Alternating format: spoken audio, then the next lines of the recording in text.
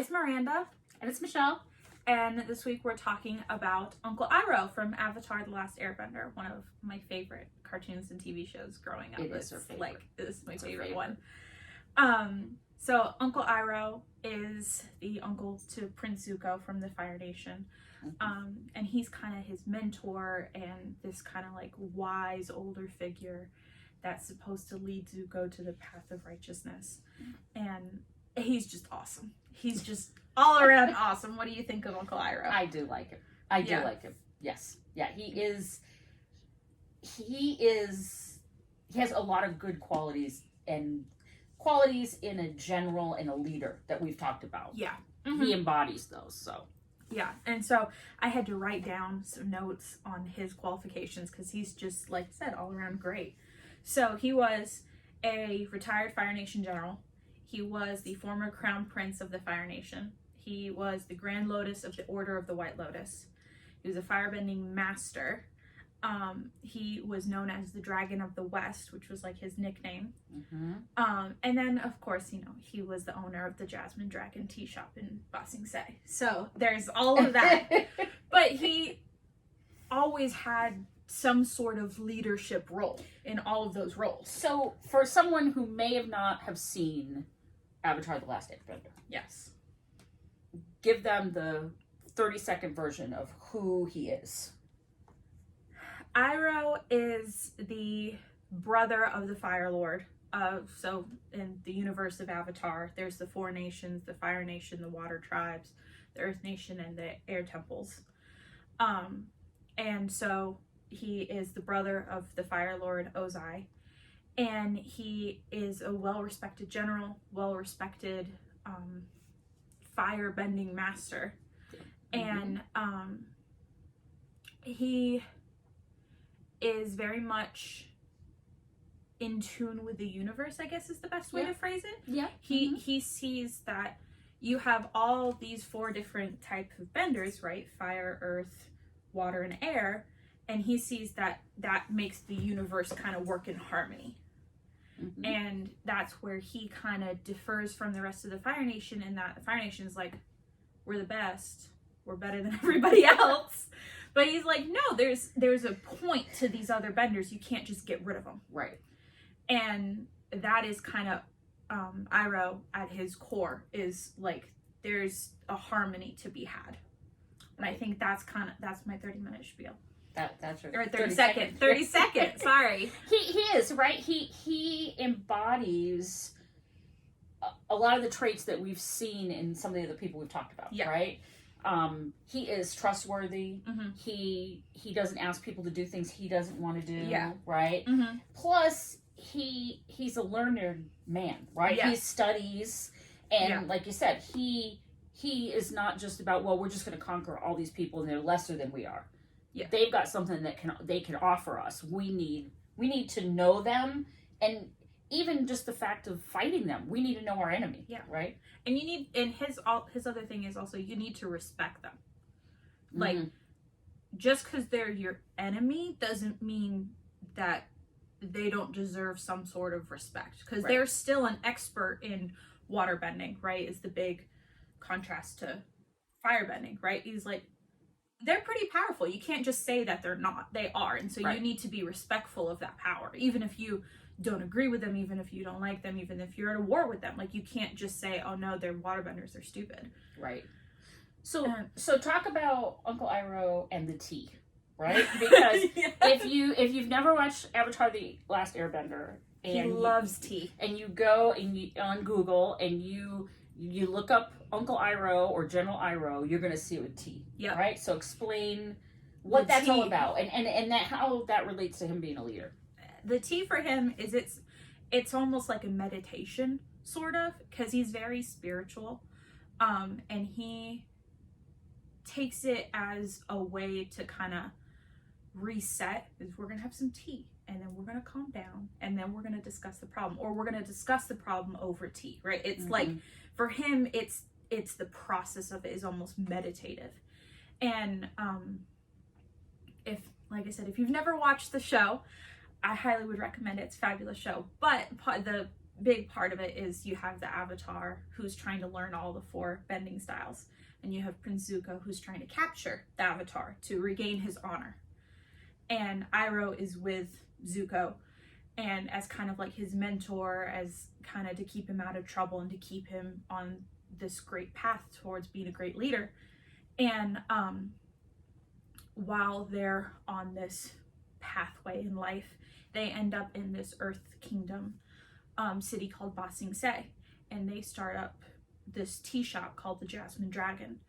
And for Iroh, it is his lifelong dream. He just gets to make tea and drink tea all day long, and that is like his dream, his thing. He loves it.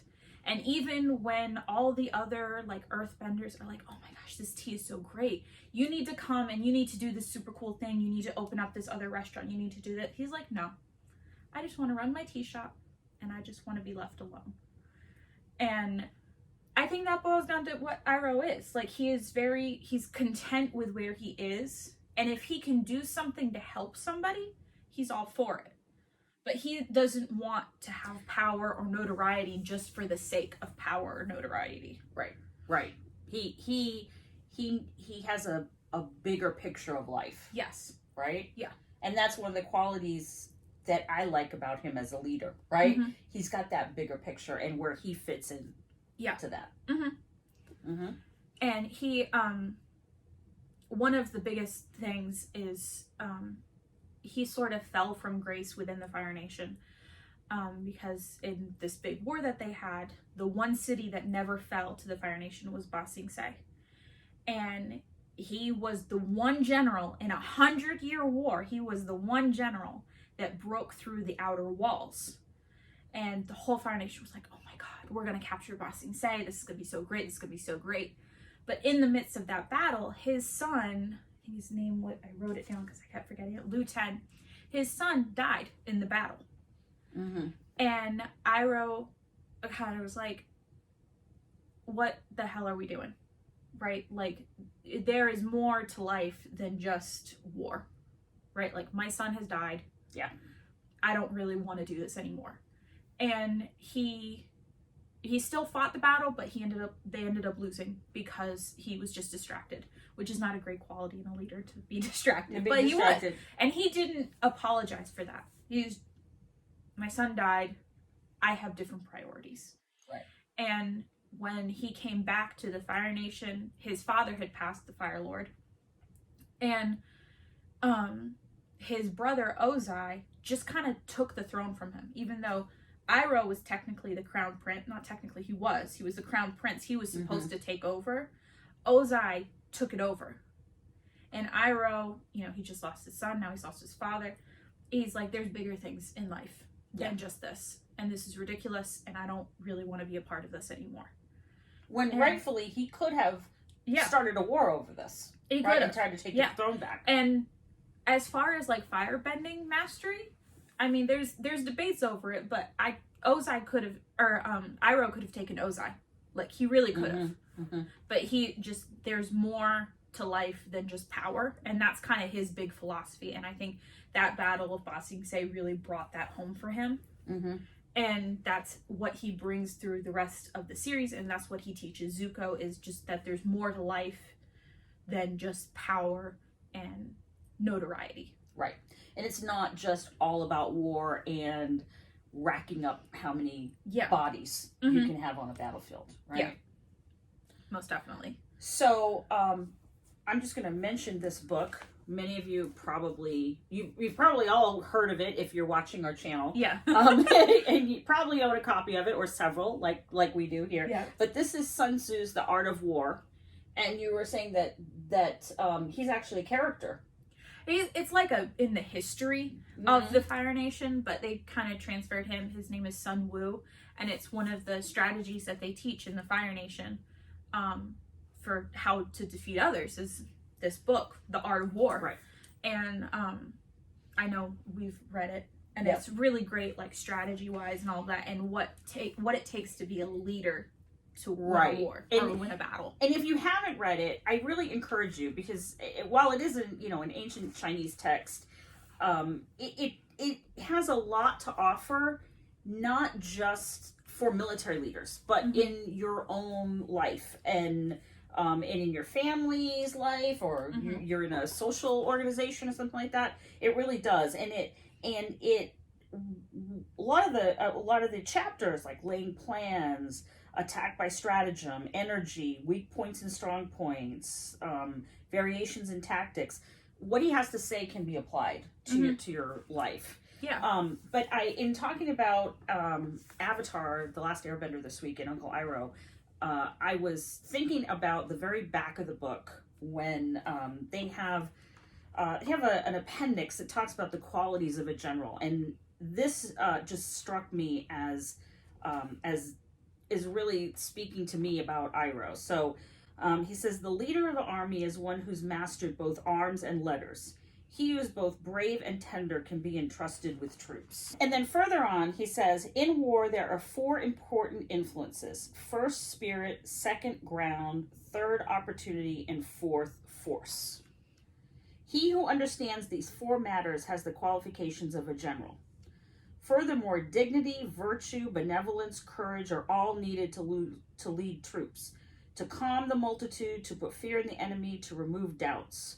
When orders are issued, the subordinates do not defy them. So, I mean, to me, that speaks to Iroh, right? He's not just trying to rack up a body count. Yeah. He's trying to look at the whole picture. And that's why when he was a general, he was one of the most successful generals the Fire Nation ever had. And that was why, because he treated everyone with respect. He was dignified. He never asked anybody to do anything that he would never do. And people looked up to him. Like, he never shut anybody down. Right. Dignity, virtue, benevolence, and courage. Yep. Right? All of those. So, if you have not read this, highly recommend it. Highly recommend it. And anything you want to sum up to say about Uncle Iroh? Well, one of the big episodes for me about Uncle Iroh was when I got to rewatch Avatar: The Last Airbender. But big episode for me is the season finale of the very first season, because it focuses on General Zhao, and he's trying to take over and pretty much annihilate the water tribe at the North Pole. And his plan is he's going to kill Moon Spirit, because the Moon Spirit is kind of the energy source for the water tribe. And so Iroh is kind of by default working with him. Like, he really doesn't want to work with Zhao, but he's doing it just because he's been put in this situation. And Zhao is telling him his plan, and Iroh is like, you can't do that. This is bad. And he's like, oh no, like, we're gonna kill the Moon Spirit, and that's gonna take out the Water Tribe, and then the Fire Nation's gonna have, like, no enemies. Like, it's gonna be great. And Iroh's like, no, but there's bigger implications than just that. Like, you can't, it's not just, well, the moon's gone, and that's the Water Tribe's, like, energy source. So, yeah. It's like, no, but it impacts so many other different things. And that's, like, it comes to the end, and Zhao has the Moon Spirit hostage, and Iroh fights him. He fights somebody that he's technically partnered with, and he works with the waterbenders to defeat Zhao, because he understands it's part of the balance of the universe. Right? There's bigger issues at stake, and it's not just about the Fire Nation being in control. He's willing to give up the North Pole, which is a huge strategic point for the Fire Nation, in order to preserve the kind of harmony of the universe, because that harmony is what holds life together. Right. And I think that kind of sums up Iroh. And I think a lot of times people in the show, he's kind of this, he's the fun uncle, and he loves tea, and like he's a little bit playful. And I think people take that as like, oh, well, he's not that serious of a character, but he is a very serious character. But he knows when he can kind of sit back and enjoy his tea, and when something is a bigger issue. And that is one of those episodes where you see both sides of Iroh, and I love that. So, okay, so a leader who may be watching this, right?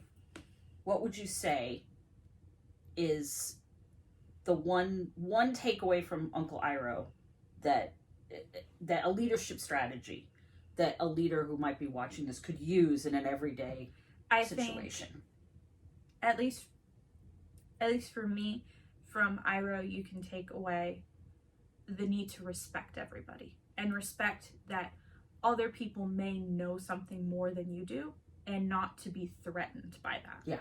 Yep. And that, like, if somebody else is an expert in something else, you have something to learn and that you can apply to yourself. Right. And that would be my biggest takeaway from Iroh. For me, I think is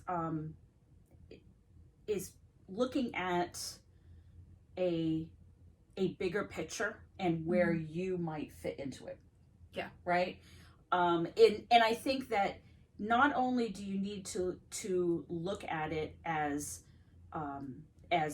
you're at the top, and how does everyone below you fit into it, but reverse.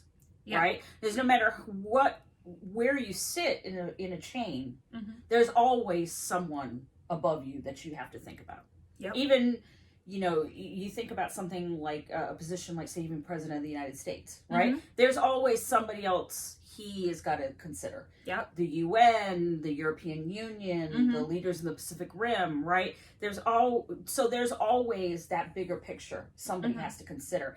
And you need to consider it, and then you need to think about, does everybody else below you know where they fit into? Yep. Right? To keep that balance. Because if things are only flowing one way, it's all out of balance. Yeah. I guess that's what I take from him. So. All right. Okay. And that's it for Uncle Iroh. That's it for Uncle Iroh. Leave us a comment if you have any other ideas for other topics, if you have a favorite moment of Uncle Iroh's, or anything like that, and we can have a great discussion about it. Yeah, absolutely. Please, and follow us on social media as well. Yeah. And we look forward to your comments. Thanks. Thanks. Bye. Bye.